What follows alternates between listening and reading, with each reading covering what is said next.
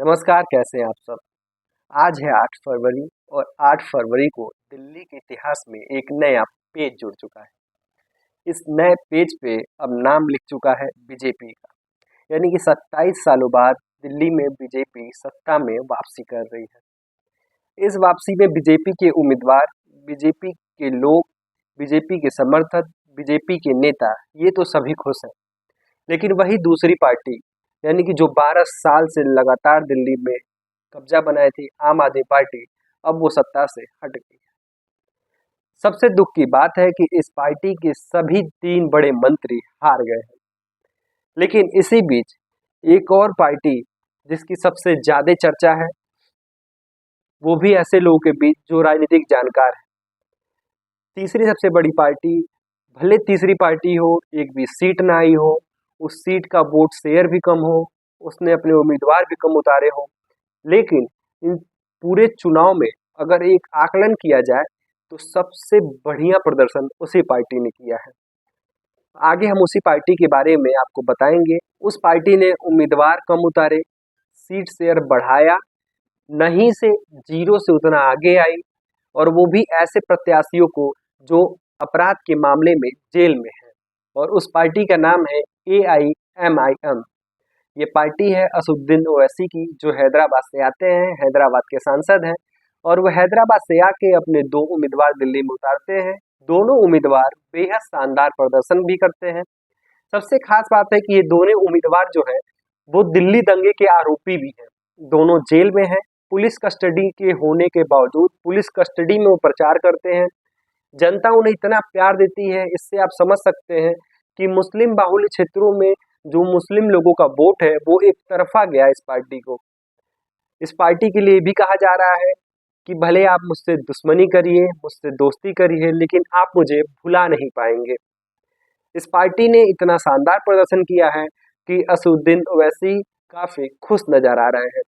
वही India alliance की बात करें तो काफी तमाम नेता जो हैं, वो केजरीवाल पे लगातार निशाना साध रहे हैं। अभी हम बात करेंगे ओवैसी की उन 2 उम्मीदवारों की, जिसमें से पहले उम्मीदवार हैं जिनका नाम है ताहिर हुसैन, मोहम्मद ताहिर हुसैन, जो 2020 के दिल्ली दंगों में शामिल थे। उस दौरान 56 लोगों की मौत भी हुई थी।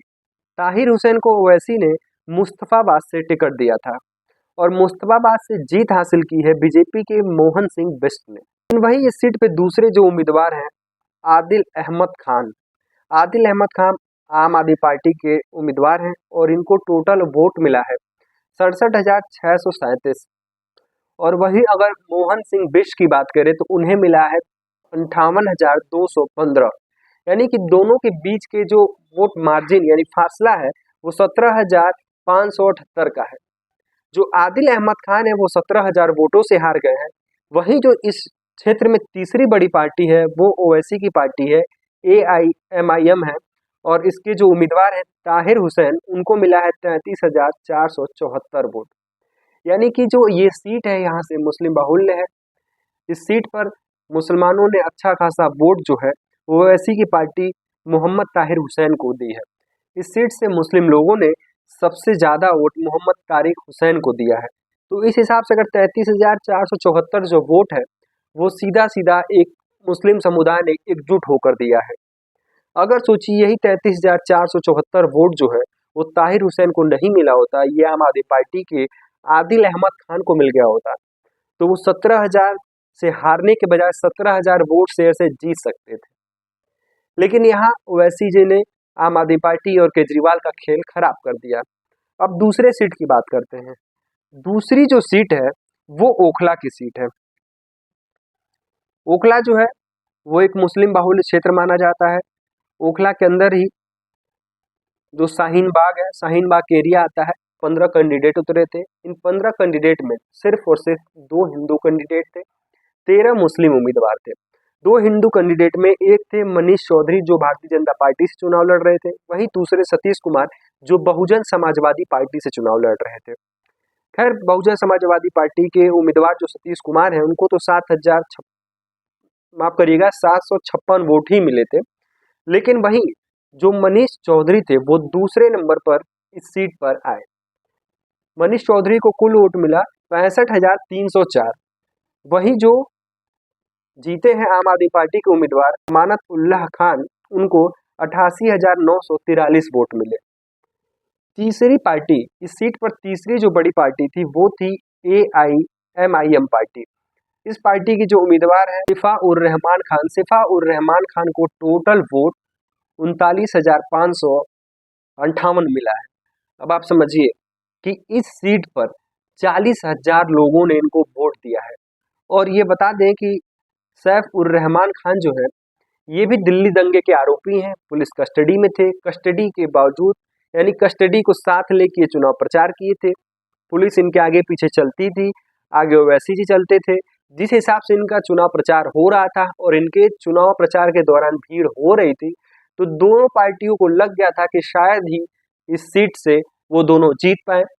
खैर, वैसे तो अमानतुल्लाह खान जी जीत गए हैं, आम आदमी पार्टी के उम्मीदवार थे, लेकिन इससे ये भी साबित होता है कि असदुद्दीन ओवैसी जो हैदराबाद से भले ही आते हैं, लेकिन वो औरंगाबाद, बिहार, दिल्ली, यूपी धीरे-धीरे पूरे भारत में अपनी अच्छी खासी पैठ बनाते जा रहे हैं। उनके अपने चाहने वाले भी हैं। अब एक विधानसभा से 40,000 वोट मिलना कोई छोटी बात नहीं है, वो भी ऐसी पार्टी के लिए जो अपनी इतने उम्मीदवार नहीं उतारे। आप दूसरी पार्टी देख लीजिए, बहुजन समाज पार्टी, जो उत्तर प्रदेश की बहुत बड़ी पार्टी है।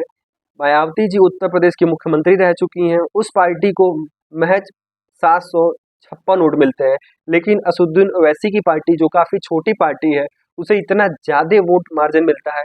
ये आपस में एक सोचने की बात है। धीरे-धीरे खैर ये पार्टी आगे बढ़ रही है, इससे पार्टी कार्यकर्ता काफ़ी खुश हैं।